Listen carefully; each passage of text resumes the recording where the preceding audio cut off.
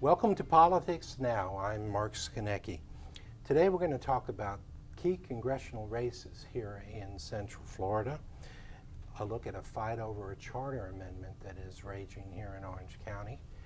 Kayla O'Brien is going to present us her latest superfan, this one for Hillary Clinton.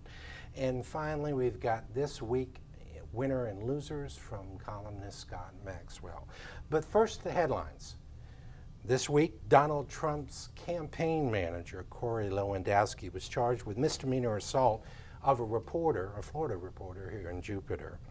Marco Rubio says he won't release his delegates that he's won already because he wants to stop Trump from getting the nomination. And finally, Bernie Sanders won caucuses over Hillary Clinton in Washington State, Alaska, and Hawaii. First up today, we're going to be talking about congressional races here in Central Florida. The maps have been rejiggered and a whole bunch of exciting things are going to happen. I've got reporter Steve Lemongello here with me to talk about it. He spent some time with political science professor Aubrey Jewett at UCF. Let's see what the professor has to say about all that. Well, probably in the congressional seats, the most interesting or different district was Chlorine Brown's District 5. In the new districts, it now, instead of running north to south from Jacksonville to Orlando, it runs east to west. It still starts in Jacksonville, but it runs over to Tallahassee. The percentage of blacks in that district has gone down a little bit. It was a little over 50% originally. Now under the new districts, it'll be about 45%, but it is designed still to be a black access district. And when that was switched, it really changed the Central Florida district significantly. And so now we have several more districts that are either more competitive or, at least in one case, probably a lot more democratic than it used to be. District 10 is one of those districts that switched really dramatically because in the old maps, it leans slightly Republican by about 4 points in voter registration. That district is now actually heavily Democratic by registration by about 12, 13 points, something like that. So much so that Dan Webster and really every other Republican realizes they don't really have a shot at winning that seat. And so Webster's actually moved over and he's going to be running in District 11 because that is actually more Republican and more favorable to a Republican. So, Steve, you talked a lot about District 10, but there's some other races too. District 9 is a good example. Tell us a little bit about that. Well, sure. District 9 is the area in Orlando and Osceola County. It's currently represented by Representative Alan Grayson, who is giving up that seat to run for U.S. Senate. And that's got a lot of interesting people running there. In the Democratic side, and it's still mostly Democratic. The Republicans might have a chance. It's gotten like a little less. It's still pretty much very pro-democratic in terms of registrations right now. You have Susanna Randolph, who is Grayson's district manager, is running for that seat. Florida State Senator Darren Soto is running for that seat. So that should be very interesting. Now, what about any other districts that we could be talking about? Well, sure. There's also District 7. That's the seat held by Representative John Mica. He's been there for almost 25 years now. Established Republican. It's his seat now because of what Aubrey Jewett just talked about. He's gotten a little less Republican, a little more Democratic. It now includes a lot of Orlando, downtown Orlando. But so far the Democrats have not actually, don't have a candidate against him. There was a candidate, Bill Phillips, he dropped out. And so it's still unclear before the deadline in June whether he actually will face a challenger or not. I do know that the Democrats in Washington have been pushing hard against Mica, so that seems to at least suggest that they're out there looking. They're looking for something. Yeah, exactly. And then there's one more wild card, Representative Brown. Oh, that's right. As you saw on the map before, Chlorine Brown's districts was sort of like amazingly removed away from Orlando, almost dramatically. But again, it's quite possible, and there has been rumors that she might decide to move down to Orlando, essentially, and run for the very District 10 seat that was, used to be Dan Webster's, or is currently Dan Webster's, and is, being fought over right now by Val Demings, Geraldine Thompson, and Bob Poe. That would be quite a fight if that happens. Yes. That's for sure. All right. Well, thanks, Steve. We appreciate it, and let's move on to the next segment. Today, we'll talk a little bit about a battle that's going on in Orange County over the constitutional amendment that the voters approved back in 2014. The constitutional officers, the tax collector, the sheriff, and the property appraiser were all set term limits for them, and their races became nonpartisan. What happened after that was that those officers actually sued, saying that they thought the amendment should be rescinded.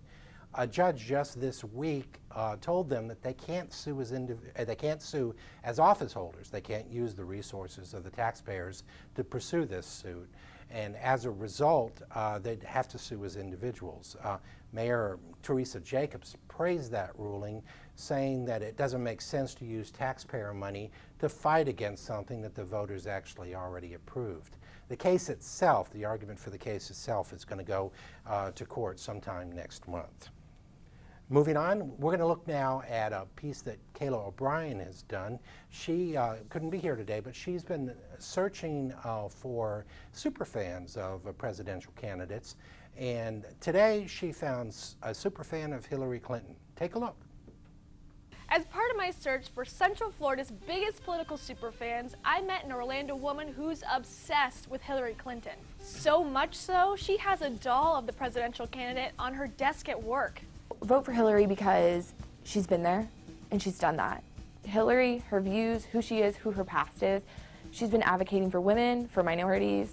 Bridget Dodge loves Hillary Clinton for many reasons. She's been through the rough and the good. She's seen the good and the bad, and she really does not forget about anybody. She hopes Hillary is not the last woman to make it to the White House. Our generation and generations even after us will not have to worry about just a first. It will just be, a presidential election, and it's not going to be the first woman or, the first minority or things of that sort. Bridget says she loves Hillary the most because she has reached out and has kept every U.S., citizen, minorities, women, men, gays, anybody. She's there, and she's going to try to make life better for you. For OrlandoSentinel.com, I'm Kayla O'Brien. And for more me, go to OrlandoSentinel.com/Kayla.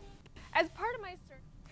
All right, that's a great piece. I'm joined now by columnist Scott Maxwell, who's going to pick this week's winner and loser, and I hear this is kind of an unusual thing. It is, and starting with losers, you could have actually said the property appraiser, Rick Singh, Scott Randolph, and Demings were kind of losers, but on a bigger scale, I think that our big loser this week is Rick Scott, and that is because he thought he was being pretty funny with a little shtick by trying to tout higher taxes in Connecticut by trying to lure Yale, actually inviting Yale University, the Yale, to move down to Florida. He suggested that Yale might be better off in Florida.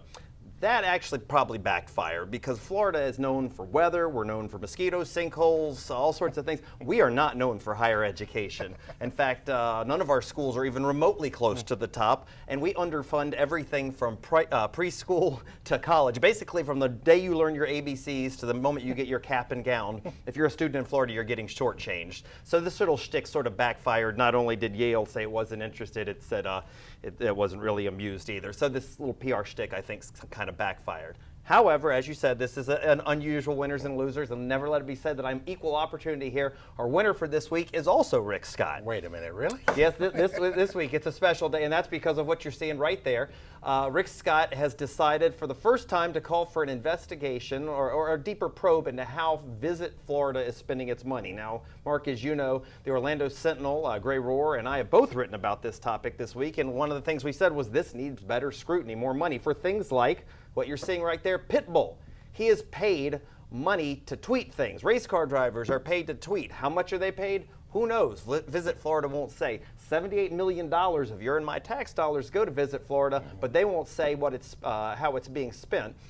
Rick Scott has vowed to look into this a little bit. I'm going to put a little bit of an asterisk next to this winner because I want to see what he actually does. If he really wants to look into what Visit Florida, it's going to need to be full disclosure, how all money, if it's public money, the public deserves to see how it's spent. It's that simple. It needs to be what kind of jobs are we getting for this investment? A lot of times if we're paying to get low-wage housekeeping jobs, those are actually a drain on the community, on the economy. And the other question that I think a lot of even theme parks wonder is, did Visit Florida actually generate these tourists. I mean, I'm going to submit that it means more when Harry Potter opens a new land or when Disney rejiggers the Magic Kingdom than it does when Visit Florida does a new slogan like it must be the sunshine. But regardless, Rick Scott has vowed to look into this. Nobody's done that yet, so he gets to be our winner for the week for promising more details on how the public's money is being spent. Exactly, and as they taught us in J school, you follow the money. Absolutely. So you need an absolute Absolutely. way to follow that money. We hope he does. All right, thanks a lot, Scott. Well, that's going to do it for Politics Now this week. Join us again next week for OrlandoSentinel.com. I'm Mark Skonecki.